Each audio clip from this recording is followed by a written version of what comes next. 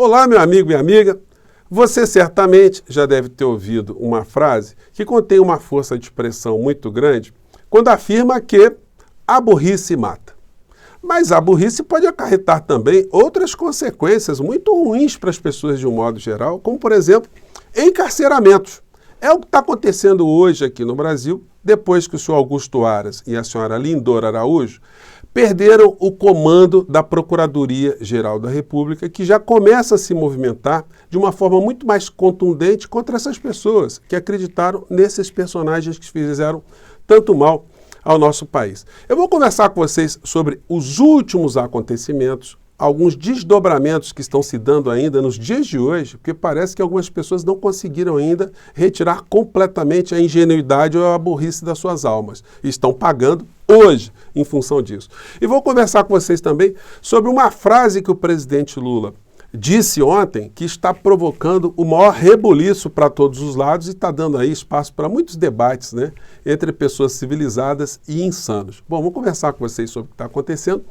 Mas antes de mais nada, é sempre muito importante convidar você que está chegando agora ao nosso portal e não nos conhecia, para que você se inscreva conosco, conheça também os nossos outros vídeos, participe aqui das nossas atividades, dando seu joinha, mandando seu comentário e, se puder, você pode se inscrever também aqui no nosso clube de membros. Você é muito bem-vindo e muito bem-vinda. Então vamos aqui aos nossos temas.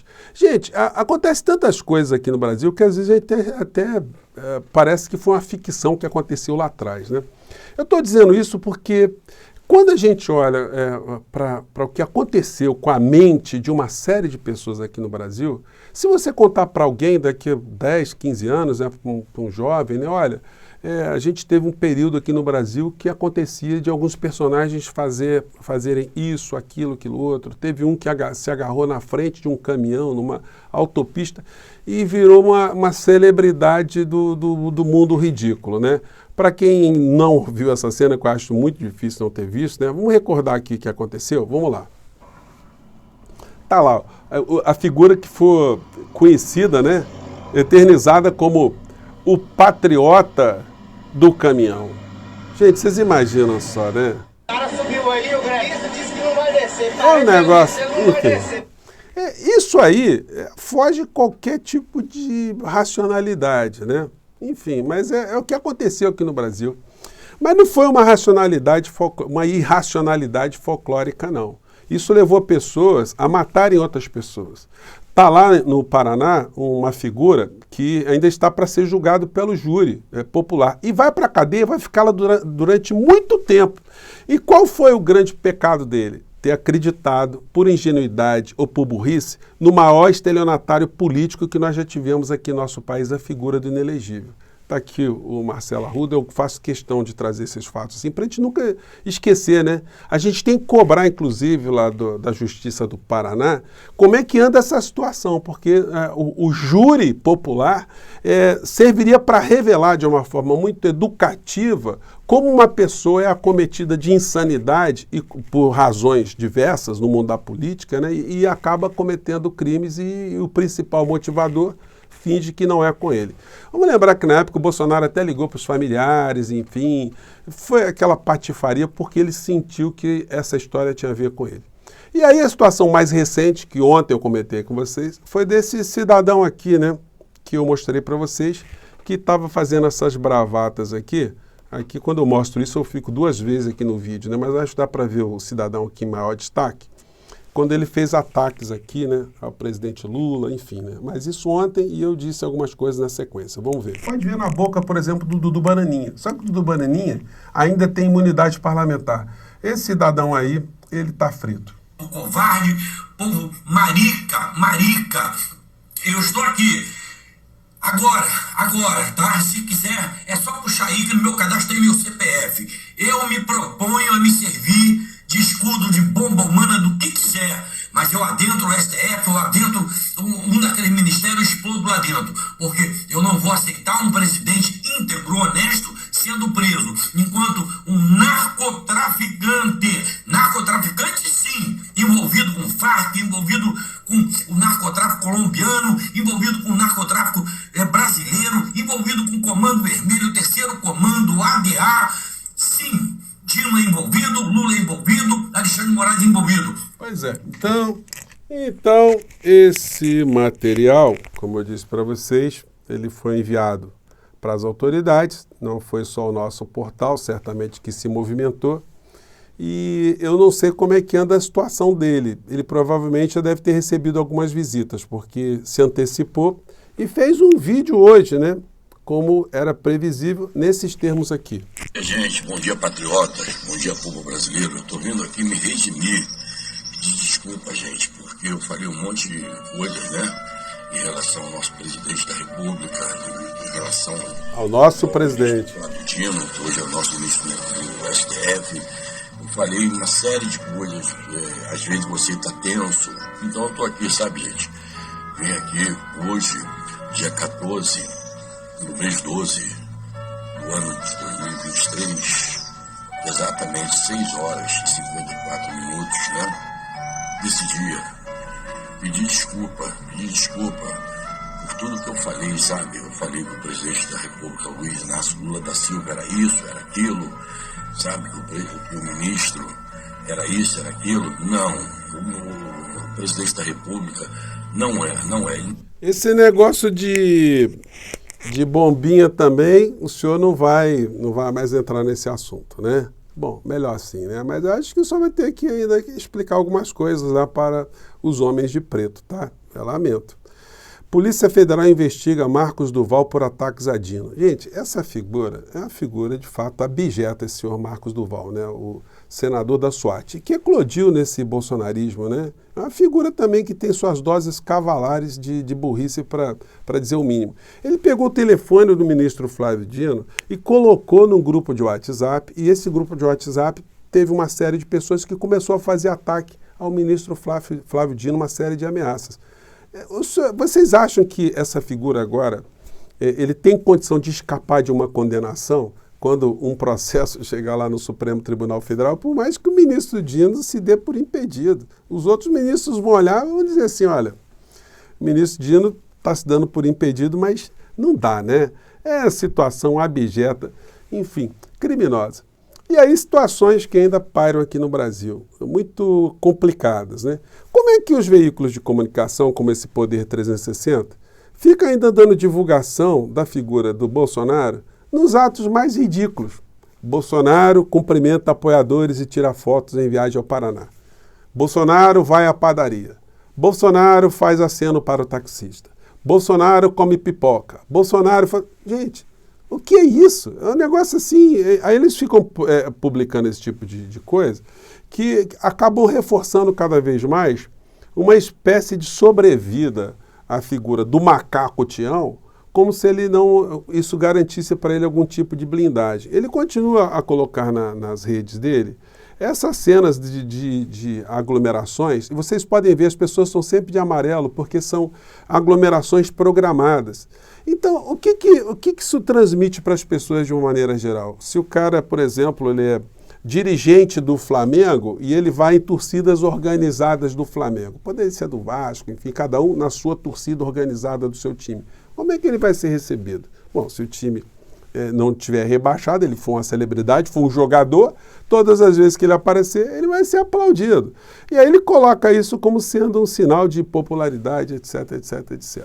Bom, então fica aí mais uma observação que eu quero compartilhar com vocês. O que está por trás desse tipo de movimentação de alguns veículos aqui no Brasil. Daí a gente chega na frase do presidente Lula, né? Que está dando muito trabalho para a gente, né? Porque a gente passa um tempão aqui mostrando como é a realidade brasileira, que existem fantasmas que foram construídos justamente para desviar o debate político. Aí o presidente Lula, num encontro de estudantes, ele faz ali uma homenagem irônica ao ministro Dino, mas aí ele dá capim para muitas pessoas que estão nesse mundo bovino se alimentarem, né? Dentre as quais essa criatura, vocês me desculpem aqui a forma mais jocosa, mas é como eles trabalham, né? Com a mentira, enfim, e estão alguns chateados. Bom, a publicação de hoje foi essa aqui. É por isso que é tão importante convencer o povo de que ele não é um problema. Na verdade, o maior truque que o diabo já conseguiu fazer é convencer a população que ele não existia. Por que eu estou te dizendo isso?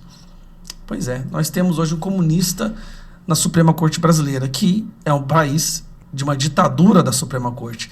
E aí o Lula me solta essa aqui. Só a gente dá desconto na fala desse senhor aí, do deputado Gaia, porque ele tem uma penca de crimes para serem julgados no Supremo Tribunal Federal, né? Então ele faz a mesma tática do Bolsonaro, ele fica querendo descredibilizar o judiciário. Mas isso não vai funcionar, gente. Tem previsão legal, inclusive, no Código de Processo Penal, Código de Processo Civil. Não adianta você xingar o juiz para que ele não te julgue. Essa estratégia está manjada e ela não vai funcionar. Vocês vão ser julgados e os crimes ali colocam vários de vocês em direção a Papuda ou em direção a Bangu 8, né? Aí então Lula disse: vocês não sabem como eu estou feliz hoje. Pela primeira vez na história deste país, nós conseguimos colocar na Suprema Corte desse país um ministro comunista, um companheiro da qualidade do Flávio Dino. Bom, aí essa frase, pronto, deixou, agora o mundo acabou, agora de fato o comunismo está chegando aqui no Brasil, agora nós estamos todos, vamos virar todos comunistas, vamos todo mundo andar de vermelho para cima e para baixo, vamos ter fotos aqui do Kim Jong-un, enfim, ou de alguma figura aí que exista nesse mundo paralelo, né? Porque muitas pessoas dizem assim, por que você não vai para um país comunista? Bom, nós só podemos ir para algo que existe no mundo real. Não dá para a gente ir para algo que não existe concretamente, né? Porque o comunismo é apenas um ideário. Enfim, a gente poderia discorrer sobre isso durante muito tempo. Mas aí vai dando, né, o capim para as criaturas. Aqui, ó. Meu amigo, o comunismo não é simplesmente um gosto subjetivo de cada um. Pelo contrário, é muito mais... Então, o medo, o pânico dessas pessoas vai para cima e para baixo. Mas no mundo real, quem lida com capital, quem lida com dinheiro, com grandes negócios, não entra nessa bobajada que essa gente fica querendo usar para amedrontar as pessoas, até com muita eficiência, né? Matéria aqui de algum tempo atrás. Guedes admite que Bolsonaro pediu ajuda aos chineses para leilão do pré-sal.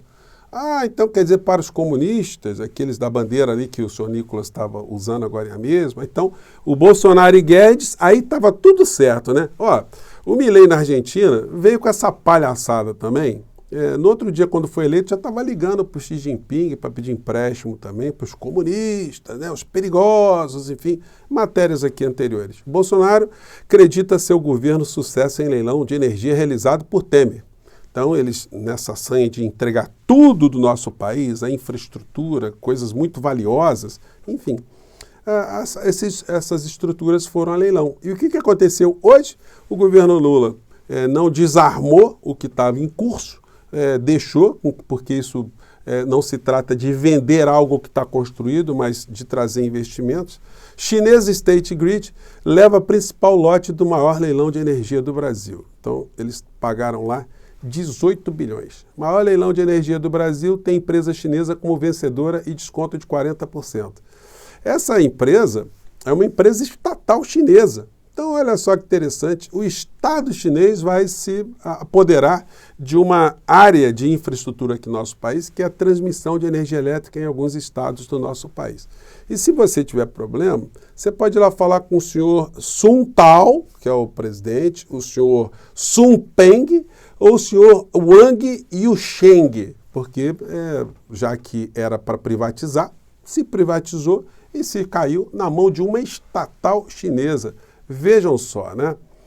Então, como eu disse para vocês que a burrice é um problema muito sério para muitas criaturas, alguns acumulam a burrice com o ressentimento. É o caso dessa figura aqui, o senhor Queiroz, que deu uma entrevista para a revista Veja, que está sendo publicada, que está sendo já vendida nas bancas a partir de hoje, com esse seguinte destaque: castigo vem a cavalo. Isso é o Queiroz dizendo.